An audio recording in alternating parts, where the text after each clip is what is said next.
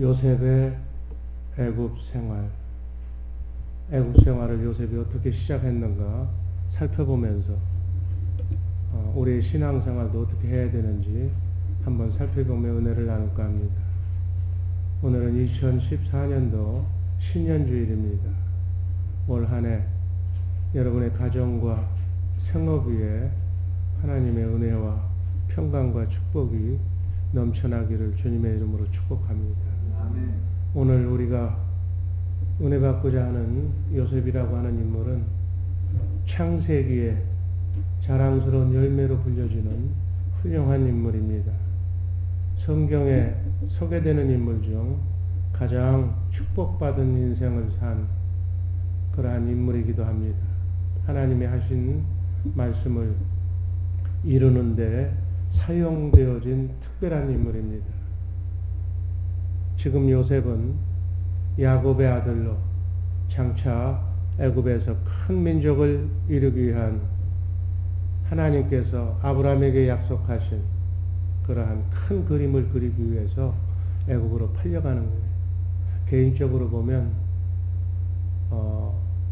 이복 형제들의 그러한 시샘으로 그저 죽음을 피해서 머나먼 애굽의 종으로 팔려가는 노예 신세로 전락되는 것 같지만 하나님께서는 그 한 인물을 통해서 애굽에서 큰 총리가 되게 하고 또 가뭄을 이기며 그 하나님의 나라를 세워가는 그러한 일에 사용되도록 한 인간을 하나님의 섭리 속에 종으로 만들어서 애굽으로 보내며 그곳에서 400여 년 동안 있을 때 애굽은 250만 명이라는 어마어마한 민족을 이루면서 출애굽을 하는 하나님의 역사가 시작되는 그 일에 아름답게 사용되어졌던 인물이 바로 요셉입니다.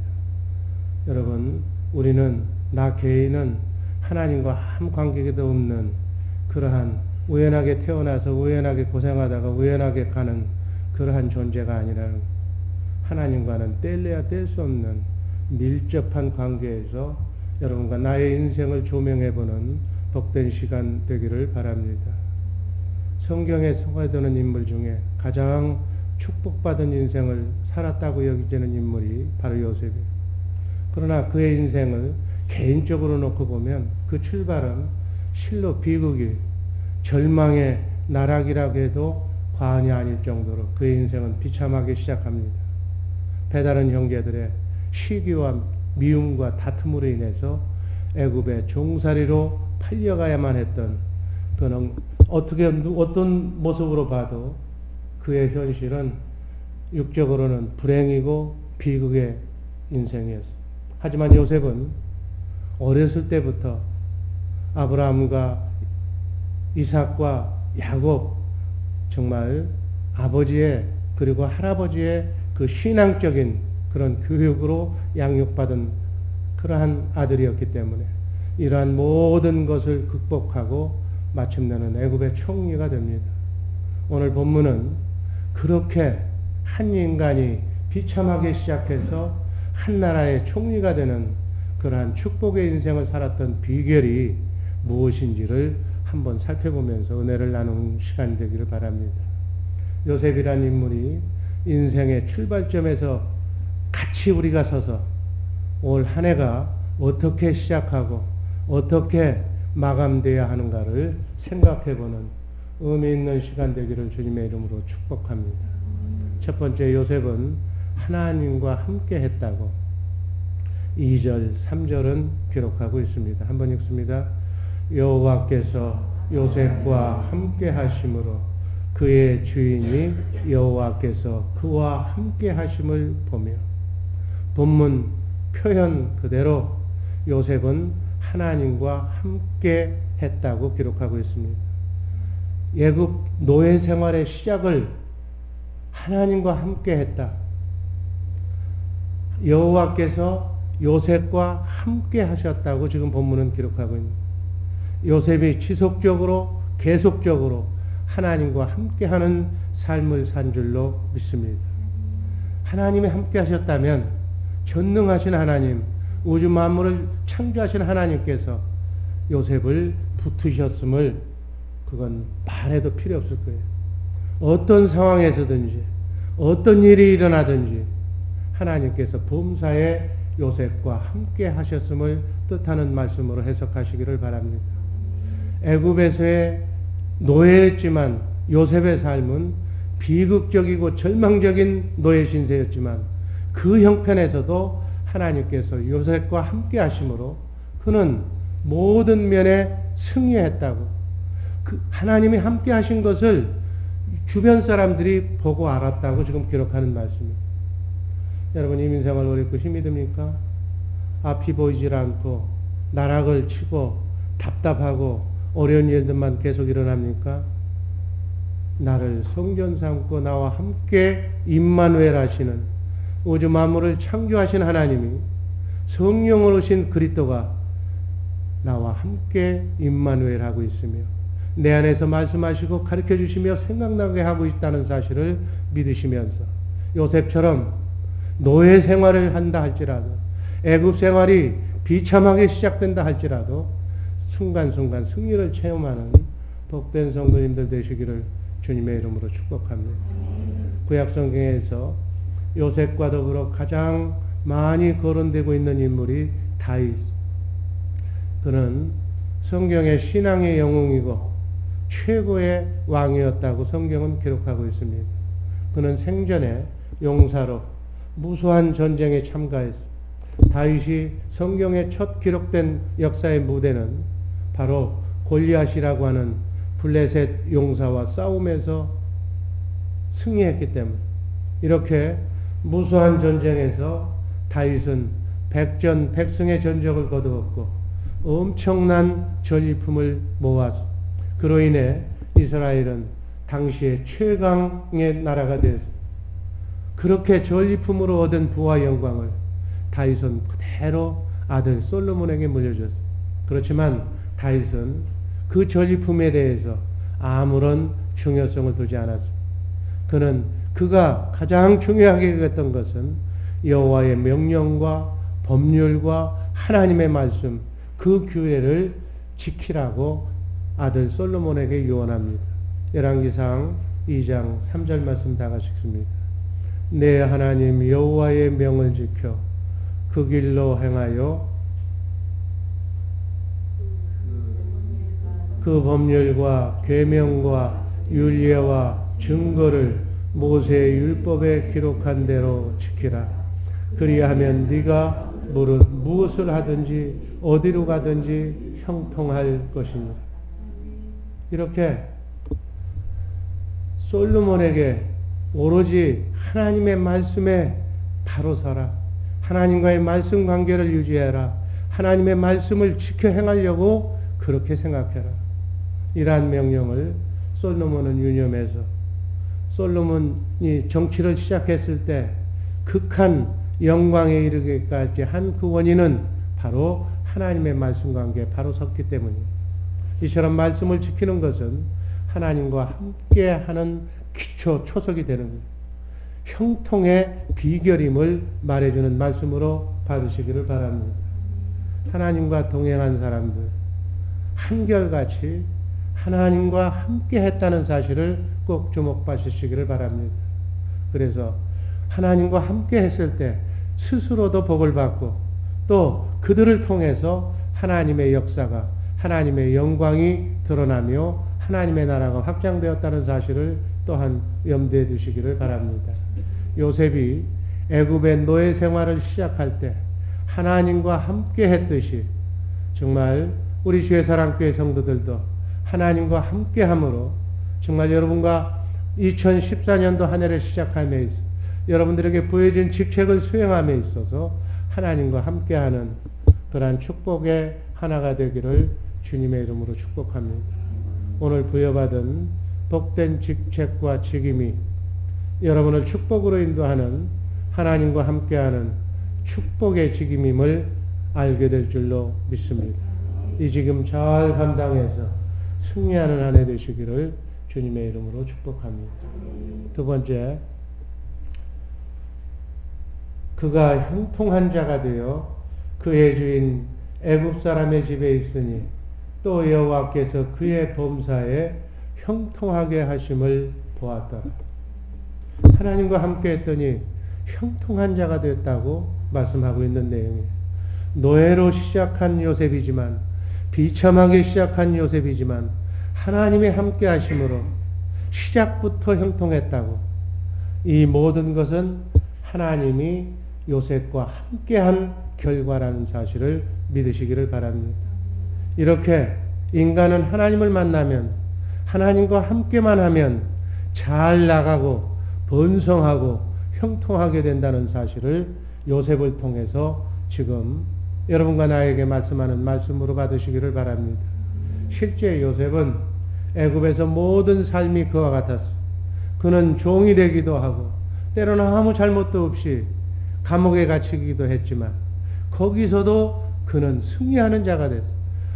사람이 잔머리를 써서 그를 어떤 자리로 가게 한다 할지라도 그곳에서, 있는 곳에서, 노예 소굴에서도, 감옥 속에서도 항상 꺾이지 않고 굴복하지 않고 하나님의 함께함으로 한결같이 잘 되었다는 축복을 누렸다는 사실을 믿으시기를 바랍니다. 왜? 하나님이 그렇게 형통하게 하셨기 때문에. 여러분, 환경 그리고 내가 처해져 있는 그런 모든 것 절대로 그것이 하나님께 영광을 가리우는 그러한 조건이 되지 않는다는 사실을 이 시간 다시 한번 또 우리가 생각해 보는 시간을 갖기를 바랍니다. 환경도 어떤 상황도 문제가 안 된다는 거예요. 어느 곳에 있든지 하나님만 함께하면 형통으로 바뀌어지는 역사가 일어날 줄로 믿습니다.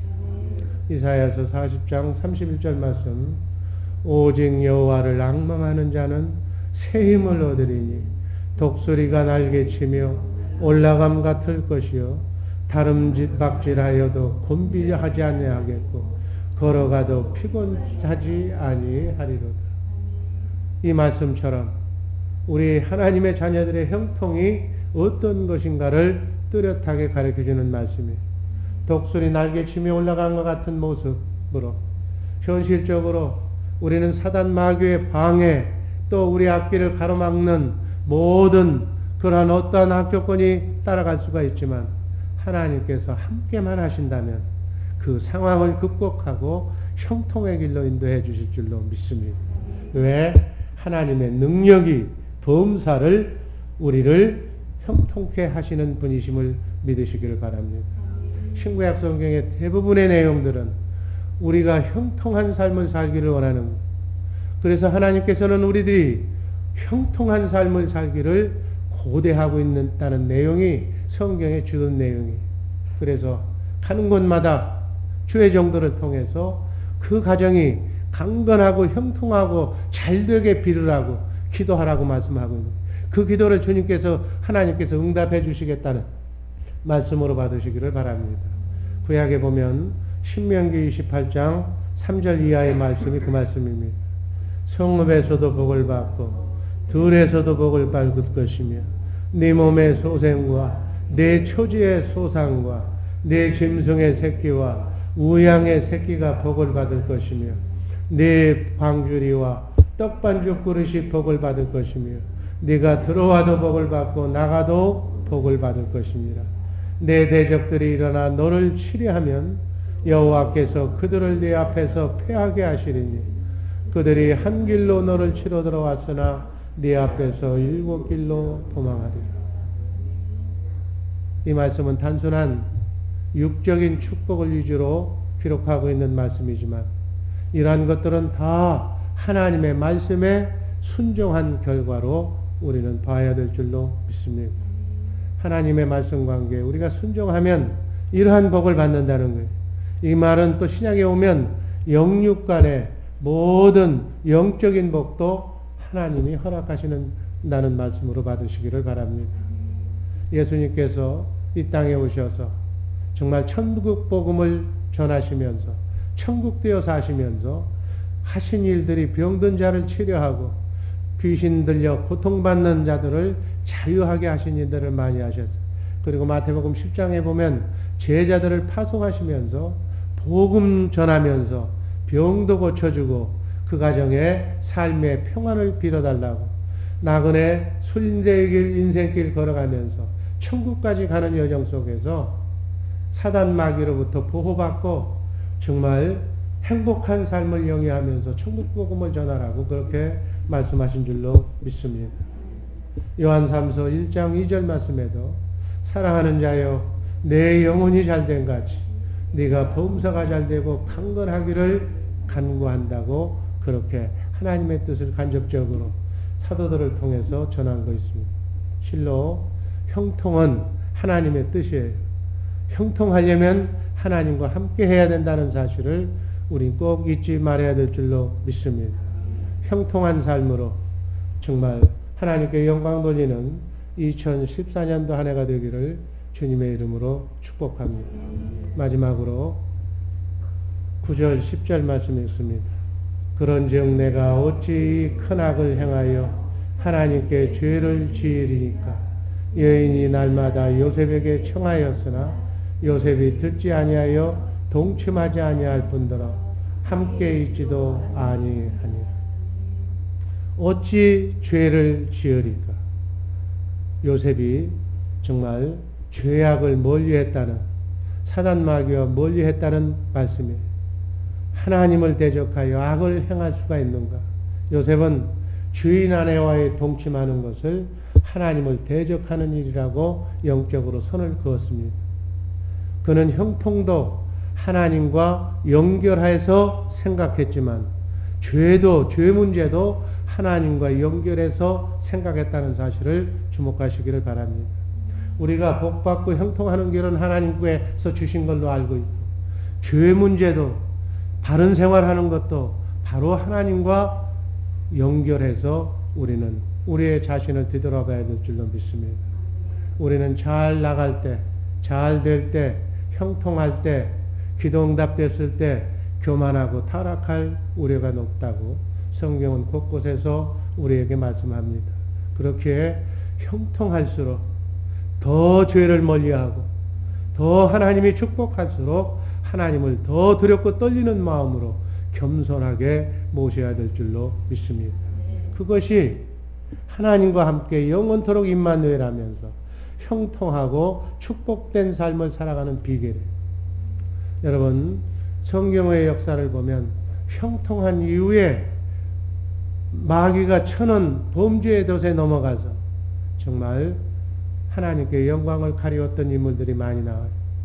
다윗은 일생 중 무수한 전쟁을 치르고 그 전쟁터에서마다 승리했어요. 그런데 연전연승하는 중에 그는 마음을 놓고 그리고 유혹의 늪에 걸려들어서 신하의 아내인 밧세바를 범하는 그러한 죄를 전합니다. 성경은 이에 대해서 하나님 보시기에 악하다고 말씀합니다. 사무엘 하서 11장 27절 다 같이 읽습니다. 다윗이 사람을 보내 그를 왕궁으로 데려오니 그가 그의 아내가 되어 그에게 아들을 낳으리. 다윗이 행한 그 일이 여호와 보시기에 악하였다. 이 일로 인해서 비극의 문이 다윗의 인생의 걸림돌이 됩니다. 그래서 사무엘 하서 12장 10절을 보면 그 이하를 보면은 하나님께서 정말 백주에 하나님께서 그 솔로몬을 그 처첩들을 이렇게 공개적으로 망신을 당하게 하는 그러한 일이 성경에 많이 기록이 되고 또 쿠데타로 인해서 또 왕국을 떠나야 되는 그러한 수모도 당하게 됩니다. 정말 우리는 형통한 이후에 정말 그 뒤를 조심해서 더 조심하는 우리 모두가 되기를 주님의 이름으로 축원합니다. 사랑하는 죄사랑교회 식구 여러분, 요셉의 애굽 생활의 시작 모습을 우리가 이 한 해 삶의 지침으로 삼아야 될 줄로 믿습니다.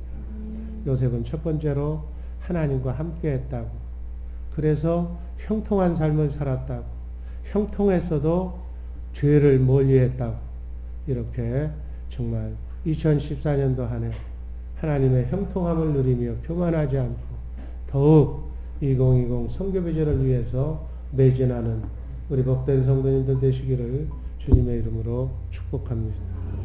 기도하겠습니다. 사랑해 주님 감사합니다. 아버지 하나님, 요셉처럼 하나님과 동행하며 형통의 복을 누리는, 범죄하지 않는 복된 주의 사랑교회 식구들 되게 하여 주옵소서. 예수